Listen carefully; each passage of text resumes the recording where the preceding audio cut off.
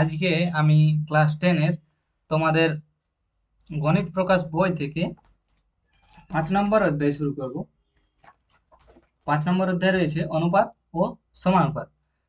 আহ, দেখো, আজ মূলত প্রথম দিকটা একটু থিওরিটা আলোচনা করব, আর কয়েকটা অঙ্ক একটু ডিসকাস করব।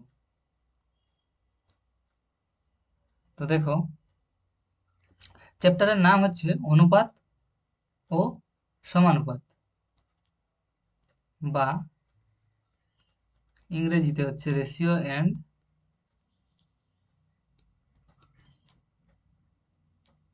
প্রপোর্শন। ইংরেজি হচ্ছে রেশিও অ্যান্ড প্রপোর্শন। তো দেখো, অনুপাত ও সমানুপাত এর মধ্যে আমরা পড়বো। প্রথমে জানবো অনুপাত কি জিনিস।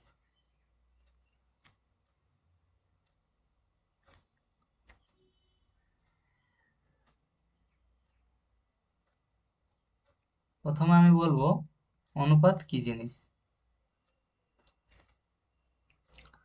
দেখো, তাহলে অনুপাত কাকে বলে আগে আমি বলছি, তারপরে আমি বুঝিয়ে বুঝিয়ে দিচ্ছি সেটা।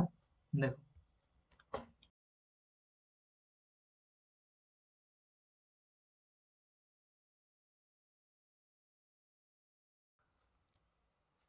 দেখো, একটি রাশি অপর একটি রাশির কত গুণ বা কত ভাগ, তাই হলো অনুপাত। যদি এটা আমরা উদাহরণের মাধ্যমে বুঝতে যাই, তাহলে জিনিসটা ক্লিয়ার হবে। যেমন ধরো, মনে করো তোমার ক্লাসরুমে তুমি আজকে দেখছো যে ছাত্র রয়েছে 30 জন, আর ছাত্রী রয়েছে 20 জন। এটা তুমি আজ লক্ষ্য করলে। তাহলে যদি এখানে বলা হয় যে ছাত্র এবং ছাত্রীর অনুপাত, ছাত্র সংখ্যা এবং ছাত্রী সংখ্যার অনুপাত যদি বলা হয়, তাহলে হবে 30:20। ঠিক আছে, এটা অনুপাতের চিহ্ন, এটা অনুপাতের চিহ্ন।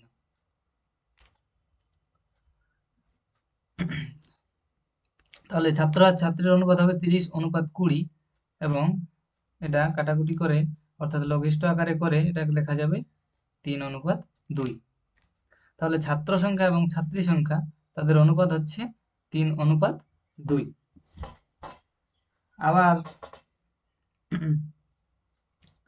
তাহলে বোঝা গেছে অনুপাত কি জিনিস।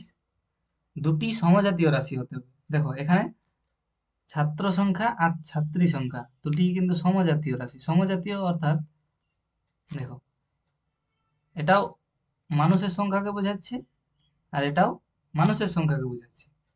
তাহলে দুটোই সমজাতীয় রাশি, তাদের অনুপাত, তাদের অনুপাত অর্থাৎ এভাবে করতে হবে। এটাকে বলা হয় অনুপাত। বুঝা গেল? আমি ধরে নিচ্ছি, ধরো ছাত্র সংখ্যা যদি এ হয় আর ছাত্রী সংখ্যা যদি, সরি, ছাত্র সংখ্যা এবং ছাত্রী সংখ্যার অনুপাত যদি এ অনুপাত বি হয়, তাহলে যাকে প্রথমে লিখছি অনুপাতে যাকে প্রথমে লিখছি তাকে কি বলবো, আর যাকে পরে লিখছি তাকে কি বলবো। এদের আলাদা আলাদা নাম রয়েছে, ভালো করে বোঝো ব্যাপারটা। প্রথমে যাকে লিখছি সেটি হচ্ছে পূর্বপদ, আর যাকে পরে লিখছি সেটিকে বলবো উত্তরপদ। এই চ্যাপ্টারে আমরা এই টার্মগুলো ইউজ করব। সো এগুলো খেয়াল রাখা জরুরি। প্রথমে যে থাকছে তাকে বলবো পূর্বপদ, আর যে শেষে থাকছে তাকে বলা হয় উত্তরপদ। এখানে যে উদাহরণটা দিলাম, তাহলে এখানে 3 হচ্ছে পূর্বপদ আর 2 হচ্ছে উত্তরপদ। বোঝা গেছে? এরপর দেখো, অনুপাত বিভিন্ন রকম হতে পারে, সেই ক্যাটাগরিগুলো আমি আলোচনা করছি। দেখো, আমি একটা অনুপাত বললাম 3:2। তোমার ক্লাসে ছাত্র সংখ্যা এবং ছাত্রী সংখ্যার অনুপাত বললাম 3:2। তাহলে মনে করো এরকমও হতে পারে,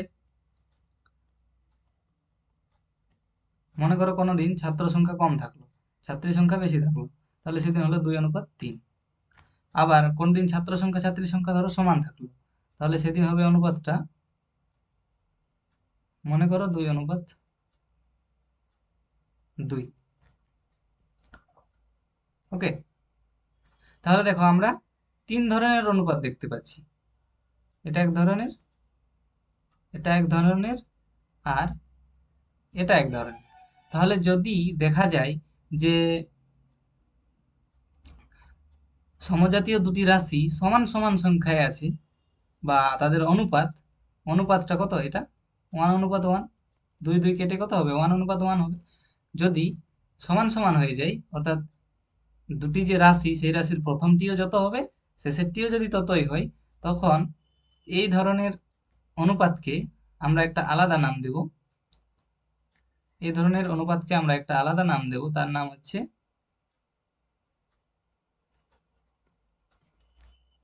সাম্যানুপাত।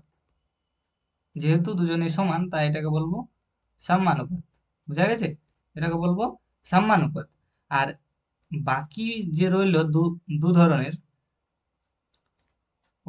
ওটা বাদ দিয়ে বাকি যে 2 ধরনের রইল যেগুলোতে সমান নেই, তাদেরকে বলবো বৈষম্যানুপাত। তাদেরকে বলবো বৈষম্যানুপাত।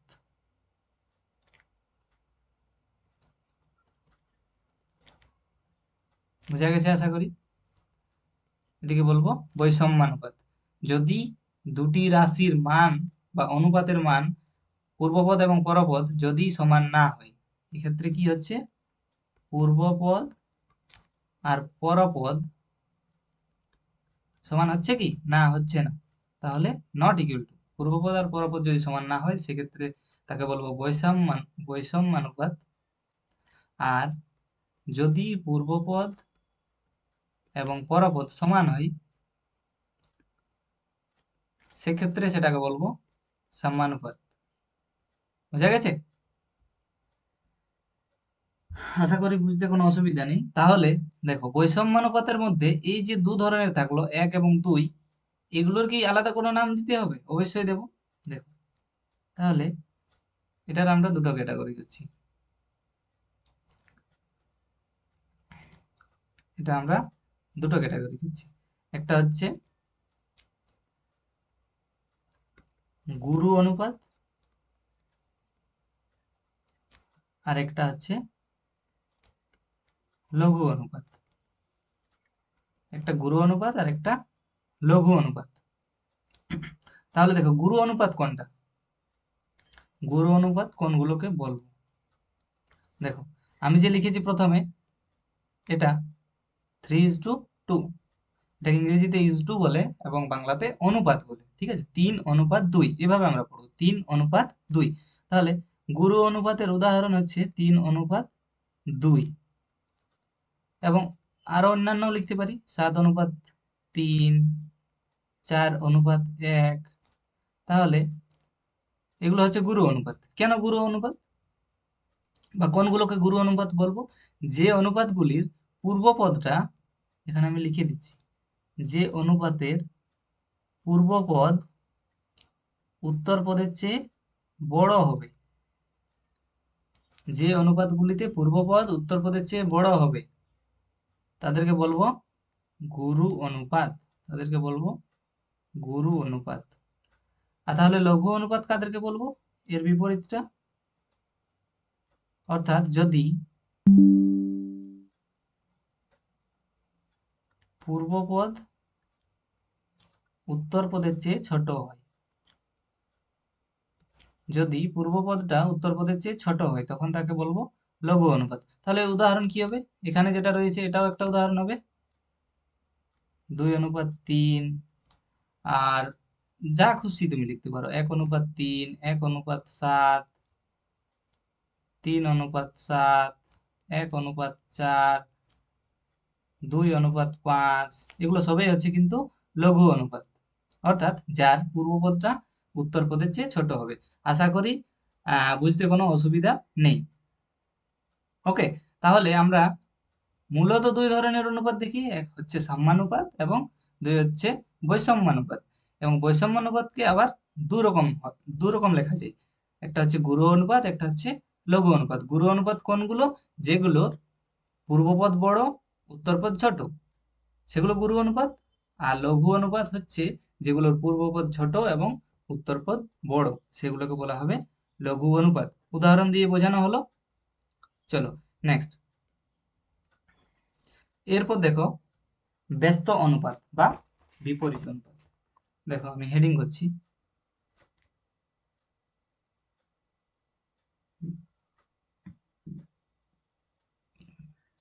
এর কিন্তু দুটো নাম,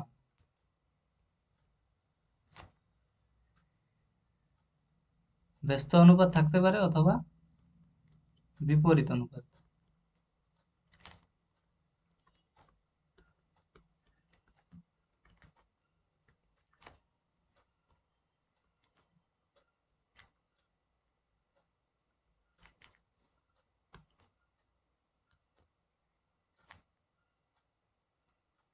তাহলে দেখো ব্যস্ত অনুপাত বা বিপরীত অনুপাত কি জিনিস। তাহলে মনে করো একটি অনুপাত দেওয়া আছে 2:3, একটি অনুপাত দেওয়া আছে 2:3। যদি বলা হয় এর ব্যস্ত অনুপাত কত,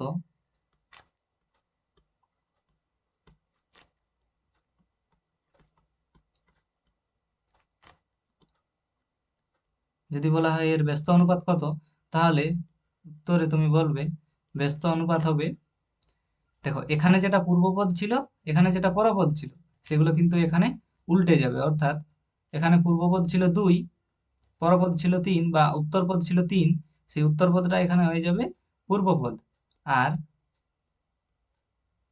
পূর্বপদটা হয়ে যাবে উত্তরপদ। তাহলে 2:3 সেটা হয়ে যাবে 3:2। যদি ব্যস্ত অনুপাত বের করতে বলে তাহলে পূর্বপদটাকে আমরা করে দেব পরপদ, সরি, একটা জিনিস বলতে ভুলে গেছি, উত্তরপদকে পরপদও আমরা বলতে পারি, ওটা আমি আগে বলিনি কিন্তু আমি ইউজ করছি। পরপদ বা উত্তরপদ, উত্তরপদেরই আরেক নাম হচ্ছে পরপদ। তাহলে দেখো এখানে কি কনসেপ্ট কাজে লাগছে, দেখো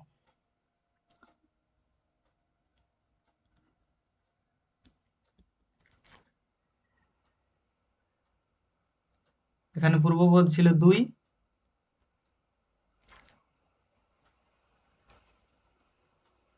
পরপদ বা উত্তরপদ, আচ্ছা পরপদ বা উত্তরপদ হচ্ছে 3। এর যখন ব্যস্ত অনুপাত বের করতে বললো তখন কত হলো, 3:2। এখানে কি হয়েছে দেখো, পূর্বপদ হয়েছে 3, আর পরপদ বা উত্তরপদ হয়েছে 2। বোঝা গেছে? তাহলে দেখো আমি একটা সংখ্যা লিখছি, মনে করো 3:7। যদি তোমাকে এটা একটা প্রশ্ন দেওয়া হয় 3:7, এই অনুপাতটির ব্যস্ত অনুপাত বা বিপরীত অনুপাত লিখো, তাহলে সেটার ক্ষেত্রে কি হবে, উত্তরটা হয়ে যাবে 7:3। বোঝা গেছে? তাহলে ব্যস্ত অনুপাত বা বিপরীত অনুপাতে আর কোনো সমস্যা আশা করি নেই। চলো এরপর যাই আমরা আরেকটা নতুন টার্ম, সেটার নাম হচ্ছে যৌগিক অনুপাত বা মিশ্র অনুপাত। নাম হচ্ছে যৌগিক অনুপাত বা মিশ্র অনুপাত।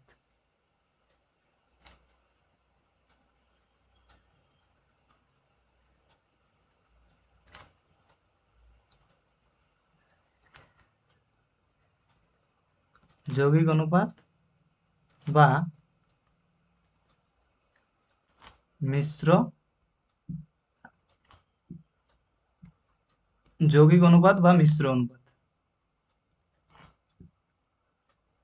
এটারও দুটো নাম, আগেরটারও দুটো নাম ছিল, একটা ব্যস্ত অথবা আরেকটা ছিল বিপরীত, ব্যস্ত অনুপাত বা বিপরীত অনুপাত। এটারও দুটো নাম, একটা হচ্ছে যৌগিক অনুপাত অথবা মিশ্র অনুপাত, একই জিনিস, নাম আলাদা আলাদা। তাহলে দেখো যৌগিক অনুপাত বা মিশ্র অনুপাত কিভাবে করব বা কি জিনিস সেটা বুঝছি। দেখো মনে করো দুটো অনুপাত দেওয়া রয়েছে,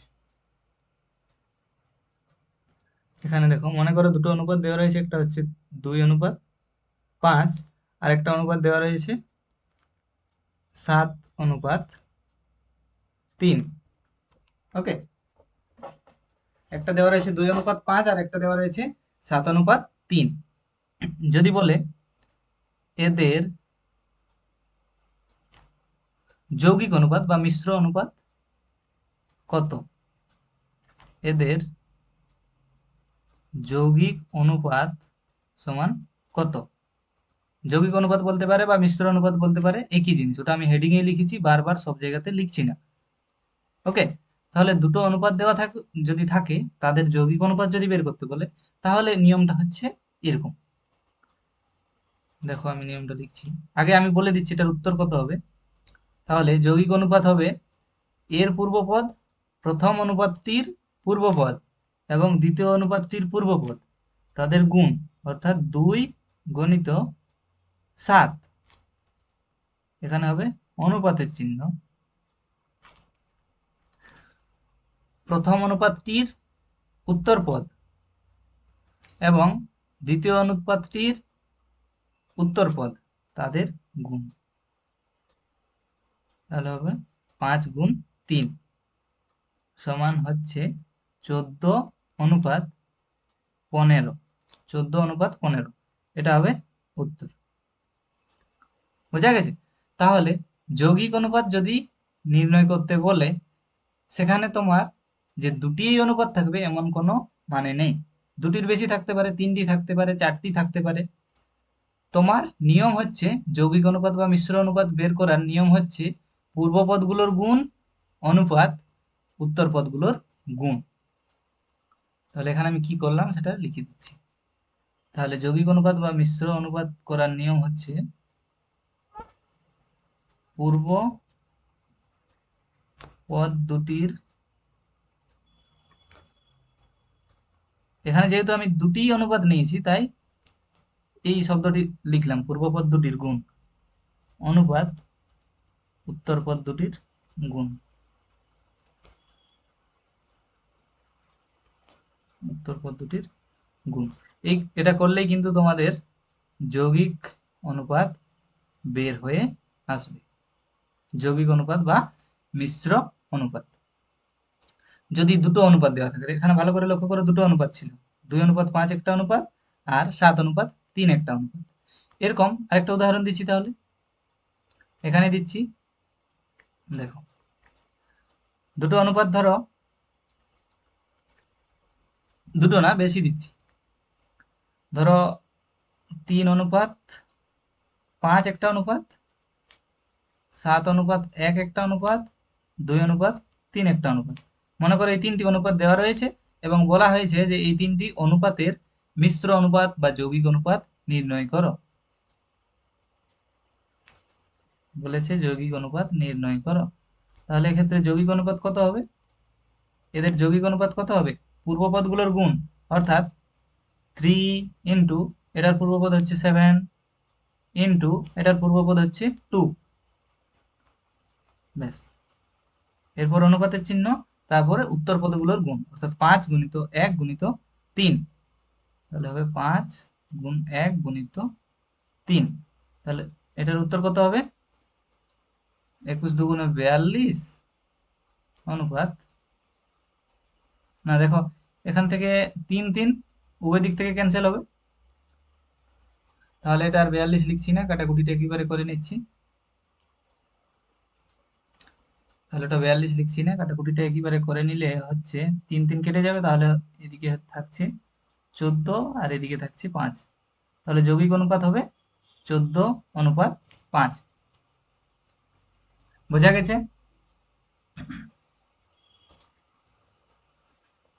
এরপর আর থিওরি কিছু নেই, থিওরিতে আর তেমন কিছু নেই। এরপর আমরা সরাসরি প্রশ্ন উত্তরে চলে যাব, অর্থাৎ কোষে দেখি 5.1-এ যাব। তার আগে আমি আরেকটা জিনিস বলে রাখছি, দেখো এখানে অনুপাত বলার সময় আমি বললাম দুটি সমজাতীয় রাশির অনুপাত, সবসময় দুটি সমজাতীয় রাশিকে অনুপাত করা যায়। মনে করো তোমার বয়সের সাথে যদি আর কারো বয়সের তুলনা করো বা অনুপাত করো, সেটাই করা যাবে। তোমার বয়সের সাথে কিন্তু কারো ওজনের অনুপাত হবে না। বোঝা গেল? কারণ তারা আলাদা আলাদা রাশি। তোমার উচ্চতা আর কারো ওজন দুটিকে অনুপাত করবে, সেটা হবে না। মনে করো তোমার ওজন হচ্ছে 120 সেমি, সরি, মনে করো তোমার উচ্চতা হচ্ছে 120 সেমি, আর তোমার ভাইয়ের উচ্চতা হচ্ছে 60 সেমি। তাহলে তোমাদের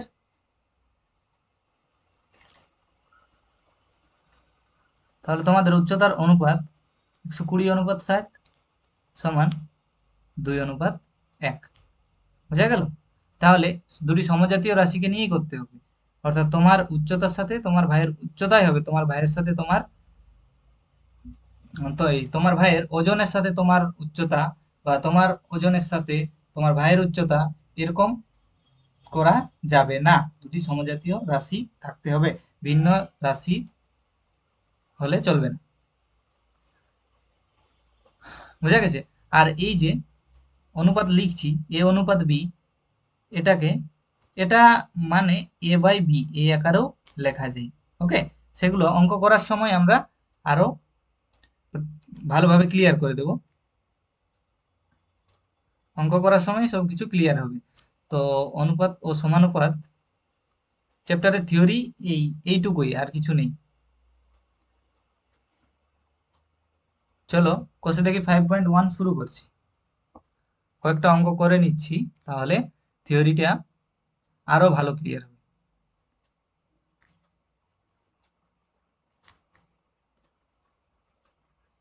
দেখো, কোষে দেখি 5.1। দেখো, প্রথমে রয়েছে একে রয়েছে নিচের রাশিগুলি অনুপাতে প্রকাশ করি। সকলে বই খোলো। বইয়ে দেখো 1 নম্বর দাগে রয়েছে নিচের রাশিগুলি অনুপাতে প্রকাশ করি ও অনুপাতগুলি সাম্যানুপাত, লঘু অনুপাত না গুরু অনুপাত বুঝে লিখি। তাহলে প্রথমে রাশিগুলি অনুপাতটা প্রকাশ করতে হবে, অনুপাতে প্রকাশ করতে হবে। তারপরে তো আমরা বুঝবো অনুপাতটা লঘু অনুপাত না গুরু অনুপাত না সাম্যানুপাত। তাহলে দেখো 1 নম্বরে রয়েছে 4 মাস এবং 1 বছর 6 মাস। 4 মাস এবং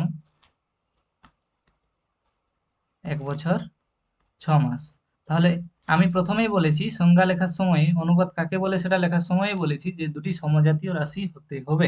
তাহলে এখানে দেখো, একটা রয়েছে মাসে আর একটা রয়েছে বছর মাস মিশে রয়েছে। তাহলে আমাকে একই এককে কনভার্ট করতে হবে। অর্থাৎ দেখো, তাহলে 4 মাসটা মাস থাক, 1 বছর 6 মাস সমান কত মাস, এটা আমরা বের করছি।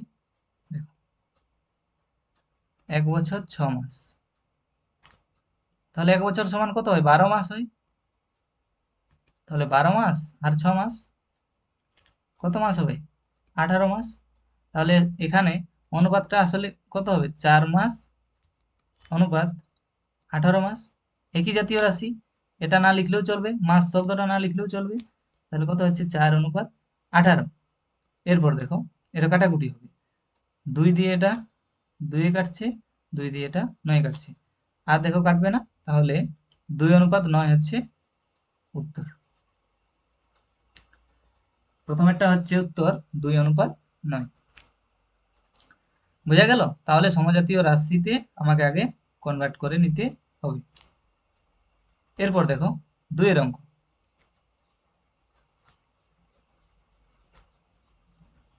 1-এর 2, এটা রয়েছে 75 পয়সা, 75 পয়সা এবং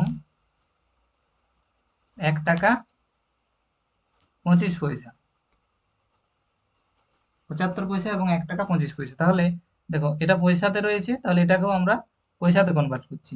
তাহলে 1 টাকা 25 পয়সা সমান হবে, 1 টাকা মানে 100 পয়সা। তাহলে 100 পয়সা যুক্ত 25 পয়সা সমান হবে 125 পয়সা। তাহলে এখন অনুপাতটা হবে 75 পয়সা অনুপাত 125 পয়সা। দুটি একই জাতীয় রাশি হয়েছে, এটাও পয়সা হয়েছে, এটাও পয়সাতে হয়েছে। তাহলে এখন আমরা অনুপাতটা করতে পারবো। তাহলে 75 অনুপাত 125, এটা আমরা লঘিষ্ঠ আকারে করে নেব। তাহলে দেখো 25 দিয়ে এটা হবে 3, আর 25 দিয়ে এটাকে হবে 5, তাহলে 3:5 এটা হবে আমাদের উত্তর। বোঝা গেছে? খুবই সোজা সোজা অঙ্ক, তোমরা নিজেরাও পারবে। দেখো 3-এর অঙ্কটা যাদের বুঝতে অসুবিধা হচ্ছে, দেখো 60 সেমি 60 সেমি এবং 0.6 মিটার, তাহলে এখানেও দুটোকে একই রাশিতে কনভার্ট করতে হবে, অর্থাৎ একই এককে নিয়ে যেতে হবে। তাহলে এখানে সেমি রয়েছে, সেমি এটা থাক, তাহলে মিটারটাকে আমরা সেমিতে নিয়ে যাচ্ছি। তাহলে ম্যাট্রিক পদ্ধতি আশা করি সকলেই জানো, এখন তোমরা ক্লাস 10, যারা জানো না তাদের জন্য বলছি। দেখো কিলো, হেক্টো, ডেকা, মিটার, ডিটেলসে আলোচনা করছি। Deci, centimetre, millimetre. দেখো দেখো কিলোমিটার থেকে তোমাকে যদি হেক্টোমিটারে যেতে বলে তাহলে 10 গুণ করতে হবে। হেক্টোমিটার থেকে যদি ডেকামিটারে যেতে হয় 10 গুণ করতে হয়। ডেকা থেকে মিটারে গেলেও 10 গুণ, মিটার থেকে ডেসিতে গেলে 10 গুণ, ডেসি থেকে সেন্টিমিটারে গেলে 10 গুণ, ডেসি থেকে মিলিমিটারে গেলে 10 গুণ করে করে যেতে হবে। ঠিক আছে? আর এদিক থেকে যদি আমি এদিকে আসি, মিলিমিটার থেকে সেন্টিমিটার আসি, তাহলে 10 দিয়ে ভাগ করতে হবে। এটা সবাই মাথায় ঢুকিয়ে নাও। আর এটা মনে রাখতে হবে, কিলো, হেক্টো, ডেকা, মিটার, ডেসি, সেন্টি, মিলিমিটার। এদিক থেকে এলে 10 দিয়ে ভাগ, এদিক থেকে এলে 10 দিয়ে ভাগ।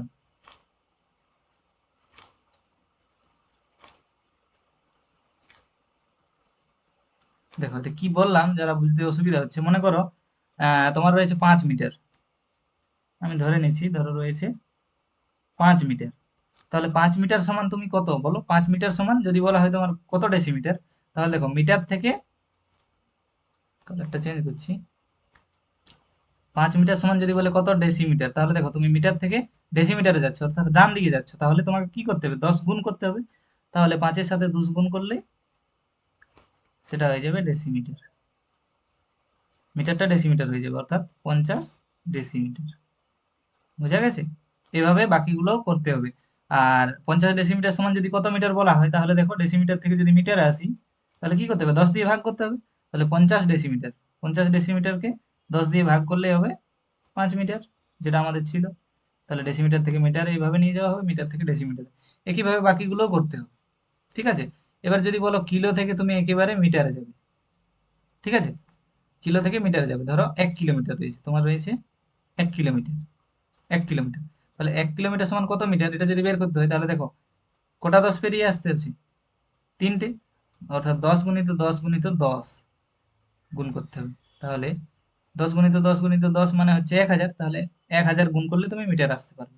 তাহলে 1 কিলোমিটার সমান হয় 1000 মিটার। এগুলো জানো সবাই, কিন্তু কনভার্জন কিভাবে করতে হয় তার পদ্ধতি কিন্তু এটা, যেটা আমি এইখানে আলোচনা করে দিলাম। ওকে, তাহলে দেখো এখানে আমাদের প্রশ্নে রয়েছে 0.6 মিটার, তাহলে মিটার 0.6 মিটার, তাহলে মিটার থেকে আমরা কোনখানে যাব? সেন্টিমিটারে যাব। তাহলে ভালো করে দেখো, মিটার থেকে আমরা যাব সেন্টিমিটারে, তাহলে 10 × 10, 100 গুণ করতে হবে মিটার থেকে সেন্টিমিটারে গেলে। তাহলে আমি নেক্সট স্লাইডে যাচ্ছি। একটা ছিল 60 সেমি, একটা ছিল 60 সেমি, আর একটা ছিল 0.6 মিটার। তাহলে মিটার থেকে আমরা যদি সেন্টিমিটারে যাই, তাহলে আমি বললাম 100 দিয়ে গুণ করতে হবে, তাহলে 0.6 × 100, এত সেমি হয়ে যাবে, তাহলে সেটা হয়ে যাবে 60 সেমি। ওকে, তাহলে এটা হচ্ছে 60 সেমি, 0.6 মিটারটা হচ্ছে 60 সেমি। তাহলে এখন তাদের অনুপাত কত হবে? প্রথমে রয়েছে 60 সেমি, আর দ্বিতীয়টাও পেলাম আমরা 60 সেমি। তাহলে দেখো একই জিনিস হচ্ছে, তাহলে এদের অনুপাত হচ্ছে 1:1।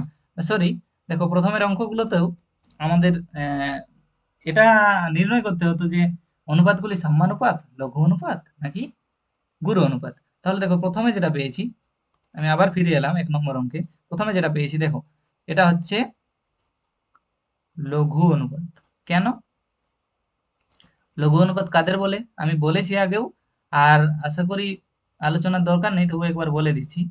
যদি পূর্বপদ পরপদের পরপদ না লিখে এটা উত্তরপদ লিখছি, যদি পূর্বপদ উত্তরপদের চেয়ে ছোট হয় তখন তাদেরকে বলা হয় লঘু অনুপাত, তখন তাদেরকে বলা হয় লঘু অনুপাত।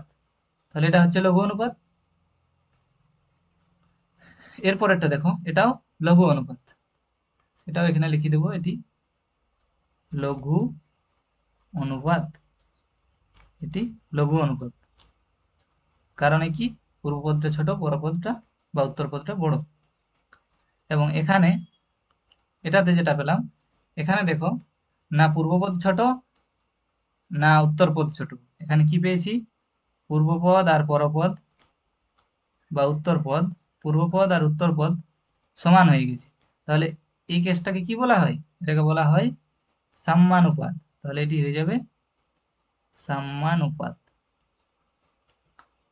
বোঝা গেছে, এটি সাম্যানুপাত, এই অনুপাতটি হলো সাম্যানুপাত। এরপর দেখো আমরা 4 নম্বর স্লাইডে যাচ্ছি, এই 4 নম্বর অঙ্কে যাচ্ছি। 4 নম্বর অঙ্কে রয়েছে 1.2 কিগ্রা এবং 60 গ্রাম।